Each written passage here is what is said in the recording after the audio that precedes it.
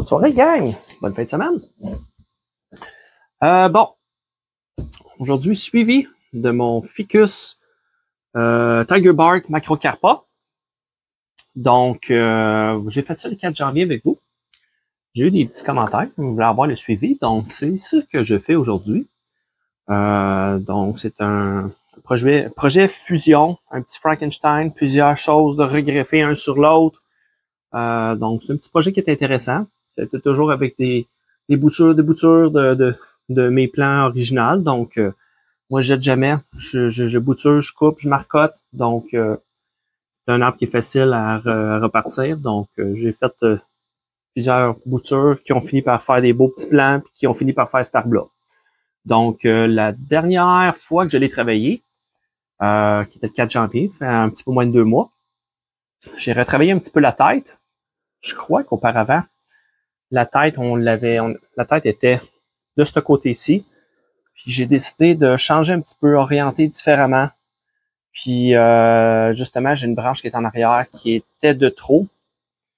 Donc c'est ça. Ça fait que je l'ai plié, j'ai plié la tête, j'ai redressé, puis j'ai fait une marcotte aérienne. Donc une marcotte avec de la terre, ouais. Parce que j'ai fait des tests aussi sur d'autres plants que j'ai avec un substrat bonsaï standard. J'aime ça faire plusieurs tests. Donc, c'est en faisant des tests qu'on voit qu'est-ce qui marche puis qu'est-ce qui marche pas, qu'est-ce qui marche mieux. Parce que dans la littérature, on dit toujours de faire des marcottes avec de la mousse de sphène. Donc, ou communément, on peut prendre de la mousse que tu prends dans la forêt. Ça sert à rien d'acheter ça, là. Tu t'en vas avec un sac dans plein milieu de la forêt puis tu marches. Des fois, sans ça, c'est tout spongieux. C'est de la belle mousse. Donc, c'est la même chose. Vous pouvez utiliser ça. J'en ai fait plusieurs, des dizaines et des dizaines de même. Mais là, je fais des tests. Je fais des tests justement avec la terre puis avec un substrat bonsaï pour voir la différence. Juste petit commentaire par rapport à ça. N'utilisez pas de la terre noire comme de la terre à jardin. C'est une terre que tu vas arroser puis tu vas prendre, comme on dit, une motte de terre puis que tu vas l'écraser puis que l'eau va couler. C'est pas bon. C'est pas bon. C'est trop gras. Ça va faire suffoquer la branche. Donc, si j'ai coupé, j'ai fait une marcotte à ce niveau-là ici, toute la partie qui est en haut, ça va l'asphyxier. Donc, c'est pas bon pour ça. Le BS, c'est peut-être un ProMix bien standard ou de la mousse de sphène ou un mix des deux. Donc, mais je pense qu'une terre à rempotage ou que tu arroses que l'eau passe au complet au travers vite. Tu vois que tu arroses puis ça passe au travers. C'est une bonne terre aérée. Ça, c'est parfait. Donc, aujourd'hui, c'est ça. C'est un petit suivi avec vous autres. Donc, je vais sevrer cette marcotte-là. Donc, pas pire pour une branche qui aurait dû être jetée. Donc, je vais prendre ça ici et je vais la replanter dans un petit pot de spare que j'ai. Ça va faire un beau petit pré bonsaï. Puis, c'est ça. Un arbre de plus dans ma collection pour 0. Donc, c'est ça. Je fais ça avec vous autres.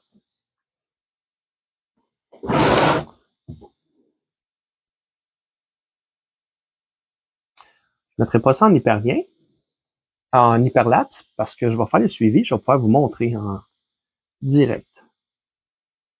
Parce que c'est intéressant de voir le résultat, qu'est-ce que ça a l'air, puis voir en 7 semaines, qu'est-ce que ça donne. C'est rapide, là. Des fois, on est pressé, mais 7 semaines, tu passes ça, là, puis regarde, 7 semaines après, tu as un beau pré-bonsaï. Donc, je vais juste prendre mon cellulaire, prendre ma caméra, puis je vais vous montrer qu'est-ce que ça a l'air, le pain de racine, avant de le défaire. Parce que vous êtes un peu loin.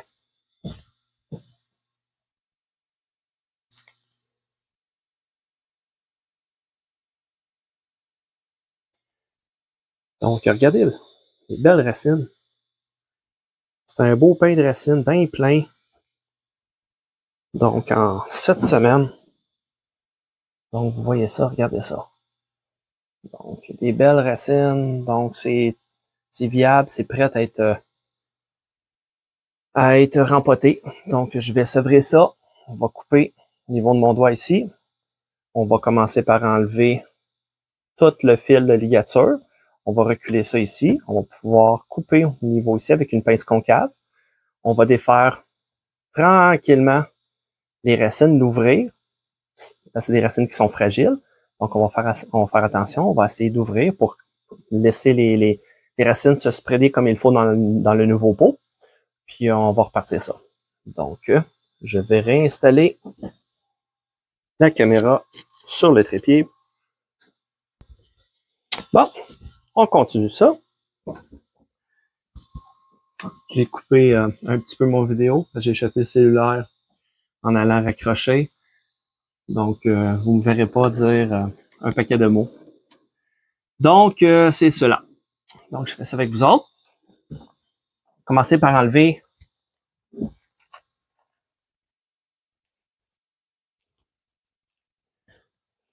les fils de ligature que j'ai utilisés. Donc, j'ai pris du vieux fil de ligature. On peut prendre du tape. On peut prendre n'importe quoi. Donc, n'importe quoi pour attacher justement le sac. Un sac, moi, je prends toujours des sacs transparents pour pouvoir contrôler l'intérieur, voir la quantité de racines. Un sac noir ferait bien l'affaire, mais pas, on voit pas la quantité de racines. J'ai souvent vu sur Internet, j'ai jamais essayé pour des érables du Japon pendant l'été. J'ai pas eu un grand succès l'été passé. C'est sur ceux-là que j'ai utilisé une terre trop grasse. Mais j'ai souvent vu que les gens mettaient un papier d'aluminium pour cacher les rayons du soleil direct. Je sais pas, je vais vous avouer franchement, je sais pas c'est quoi le taux de succès. Est-ce que c'est vraiment mieux? Est-ce que ça fait une grosse différence? Ça serait à essayer. Si vous avez des nouvelles, si vous savez, écrivez-moi, dites-moi-les. Je suis pas au courant. Il faut faire des tests pour le savoir. J'ai jamais essayé, mais c'est peut-être une affaire. C'est une affaire que j'ai en mémoire. Il faudrait que j'essaye à un moment donné. Hein?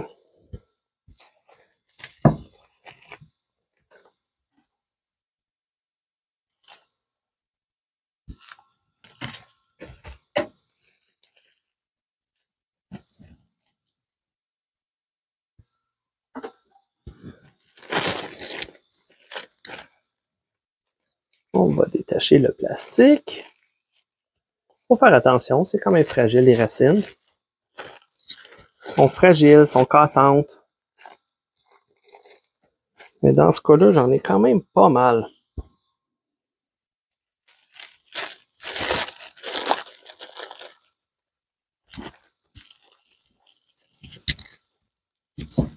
OK.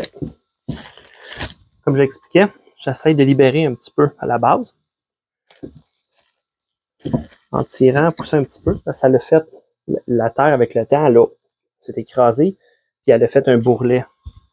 Donc, elle est venue prendre tout l'espace. Donc là, je le repousse un petit peu pour laisser une place pour passer avec ma pince concave.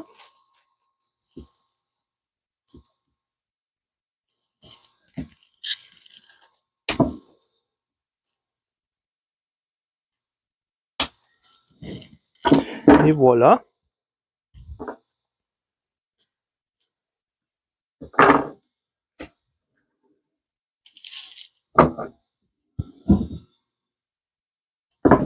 On va nettoyer la blessure comme il faut.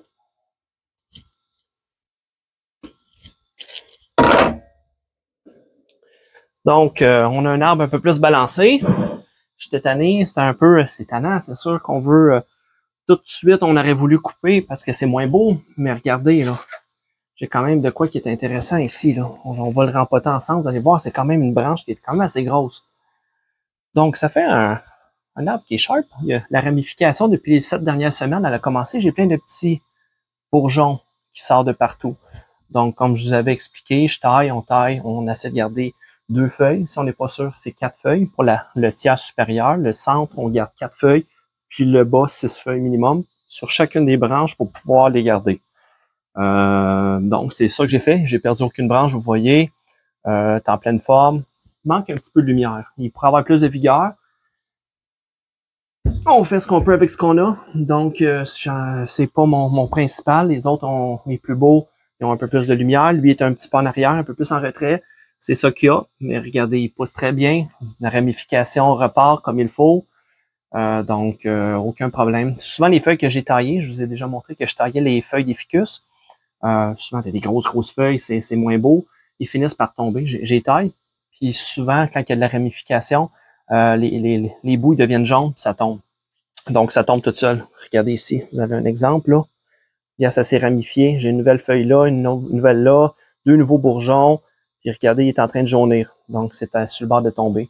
Donc, ça se fait tout seul. C'est juste que ça soutient la croissance le temps que les nouveaux bourgeons poussent.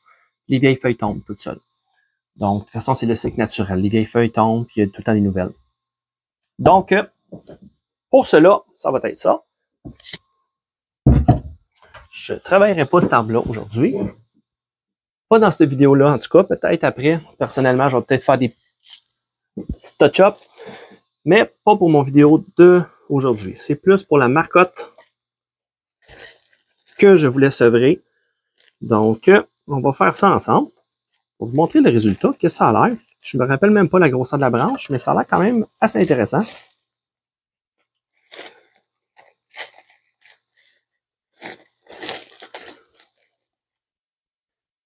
J'avais laissé une broche ici pour attacher mon sac de plastique.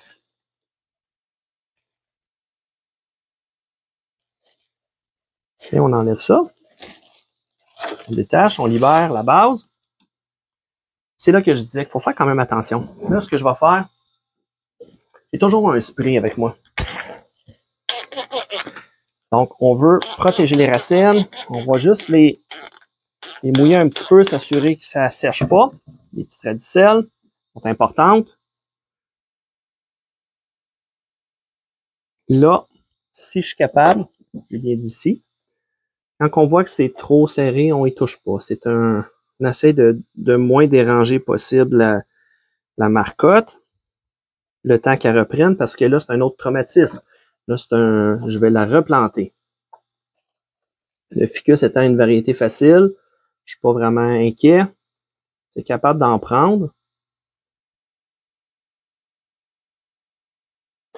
Donc, le but, c'est de faire comme un rempotage, puis spreader un peu les racines. Là. Je veux pas que ça soit tout un pain rond, là, ça pousse tout dans le même. Oh, ils sont pas si fragiles que ça, les racines. J'aurais pu la sevrer avant, la marcotte. Regardez-moi ça. En 7 semaines, des belles grosses racines. OK, mon but, c'est juste de l'ouvrir. Pas plus que ça. Donc, juste spreader.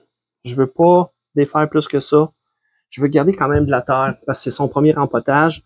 Si je le mets dans le substrat bonsaï tout de suite, c'est un peu sec. Il manque un peu d'humidité. Donc, je vais y laisser un peu de terre pareil alentour. Puis au prochain vraiment rempotage de structuration puis tout, c'est là que je vais l'enlever au complet. Là, ce que je vais faire, je vais aller enlever le mognon. Faut enlever cette petite base-là ici. Là. Tout ce qui dépasse en bas, là, on enlève ça parce qu'on veut un beau palier bien déterminé. On veut un palier qui, quand il va être dans le pot, là, on veut que ça soit égal comme ça. On veut pas une affaire qui s'en va dans le fond du pot. Ça va toujours rester un problème tant aussi longtemps qu'il ne sera pas coupé. Donc, on coupe. Et c'est tout. Le tour est joué. Donc, maintenant, on arrose un petit peu les racines.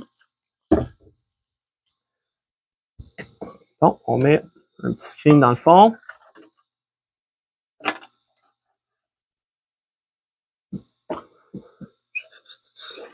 OK. On va prendre un fil plus gros, puis je vais l'attacher. Excusez-moi. Ah, comme je vous ai déjà montré dans la dernière vidéo, on va prendre un fil un petit peu plus gros. On va venir l'attacher dans le fond du pot avec.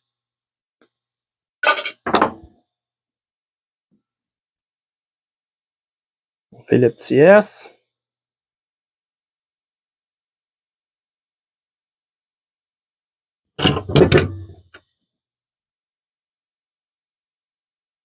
J'aurais pas fallu que ce soit plus gros. Il rentrerait pas dans le screen.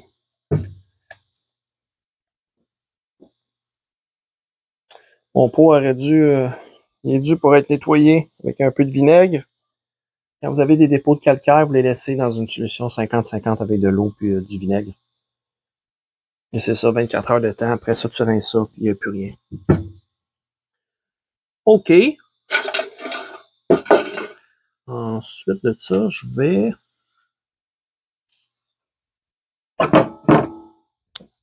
Okay. On va juste attacher. Des fois, une petite tension comme ça, là, sur votre fil, regardez, il vient droit. C'est un peu la même affaire. Ici, j'ai un petit étau, mini étau. J'attache mon fil dessus, puis je tire dessus. Fait que ça le remet droit. Vous avez des fils avec des petites courbes ou whatever. Pas parce que c'est un fil usagé qui est plus bon, là. Tu sais, vous l'étirez un petit peu, là. Puis au pire, si vous avez du 2 mm, ça va être un 1,5 mm après. Fait que regardez, c'est droit après. Fait que on jette pas, on récupère.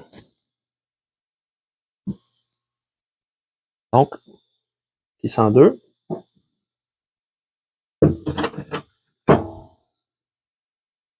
On passe ça au travers de chaque barre du S.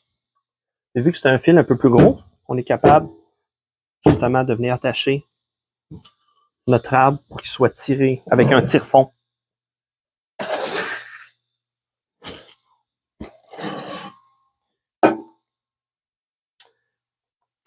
On va mettre encore un petit peu.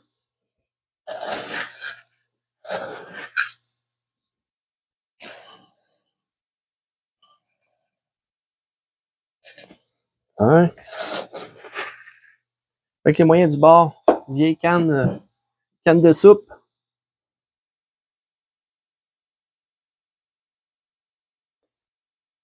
OK. Ce que je fais souvent aussi, là, je tiens mon arbre comme ça, mais je le tiens un petit peu plus bas que la position qui va être dans son pot. J'envoie du substrat. Un peu tout le tour.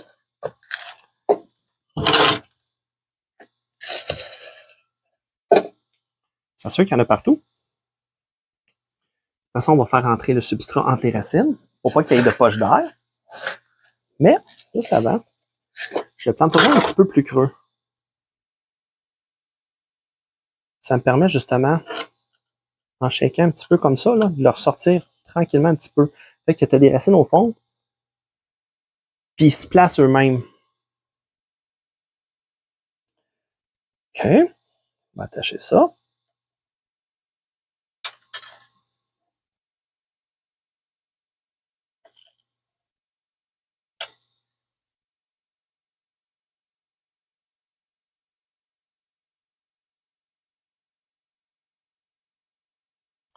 Ça pousse tellement vite le ficus, là. Là, regarde, on arrive au début mars. My God, juste avant que quand je vais y sortir dehors, ça semble loin encore, mais c'est pas si loin que ça. Vers la fin mai, ici au Québec. Il va déjà être plein de racines dans son pot. Donc, il est quand même planté plus creux, plus profondément dans son pot. Comme j'ai expliqué aussi dans mes anciennes vidéos, je pense que c'est la dernière fois même. J'aime ça les mettre un petit peu plus creux, surtout les premiers rempotages. À l'extérieur, on va mettre la mousse. On met une belle petite mousse verte. On peut arroser, puis cette mousse-là, c'est beau, mais ça a une fonction aussi, ça garde l'humidité. C'est comme un paillis dans un jardin ou dans une plate-bande avec des fleurs. Vous mettez un paillis, ça garde l'humidité de la terre en dessous, donc ça fait moins d'arrosage, c'est plus facile à entretenir quand il fait bien chaud, les canicules, ainsi de suite. Donc c'est un peu le même principe. Ce que je fais, je le mets un petit peu plus creux, puis le substrat qui est en surface va agir comme une zone tampon, en fait, qui va être plus sec, comme une plante, n'importe quelle plante verte que vous avez. Vous savez que si vous checkez voir si c'est mouillé, vous n'allez pas regarder, la terre est sèche comme ça ici. Non, faut aller plus en profondeur pour voir si c'est sec. C'est un peu le même principe. En surface, c'est sec, mais c'est plus humide en dessous. Donc, fait que regardez, vous voyez, c'est quand même cher pour. En fait, c'est directement, on voit qu'il a déjà été taillé, déjà été formé. Fait que c'est déjà un beau petit pré-bonsaï en soi. Donc, c'est pas mal ça. À part ça, je vais y mettre peut-être un petit peu d'engrais. D'habitude, j'aime ça attendre. J'attends un petit peu, laisser la croissance reprendre. Mais vu que c'est un ficus, c'est assez tough, je vais y mettre un petit peu d'engrais, pas trop. Je vais mettre du décomposition lente. C'est plus facile à entretenir. Quand on met de l'engrais, moi je mixe un peu les deux. C'est pour ça que j'en mets pas trop non plus. C'est un supplément, c'est des vitamines. L'engrais n'est pas nécessaire, n'est pas essentiel non plus. les gens pensent, OK, j'ai une plante, elle va mal, quel engrais que je peux lui donner pour qu'elle ait bien? Rien. Une plante va mal, t'arrêtes l'engrais, c'est la première chose à faire. L'engrais, c'est des vitamines. Si ça pousse, tu lui donnes des suppléments pour que ça pousse plus. Si ça pousse pas, t'arrêtes l'engrais. Donc, c'est pas mal ça. Ça, de même, ça permet un contrôle. Juste un petit peu d'engrais pour avoir les minéraux suffisamment, puis ils permettent sa croissance.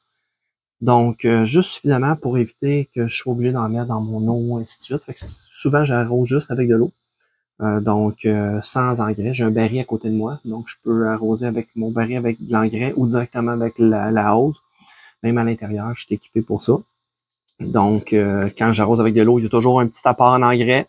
Donc, c'est en masse pour le faire pousser très bien. Donc, c'était ma façon de faire. Donc, c'est pas mal ça.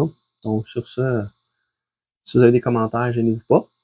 Puis, je vais vous faire un petit 360 du produit final. Après avoir arrosé un petit peu, bien sûr, parce que là, le substrat il est super sec.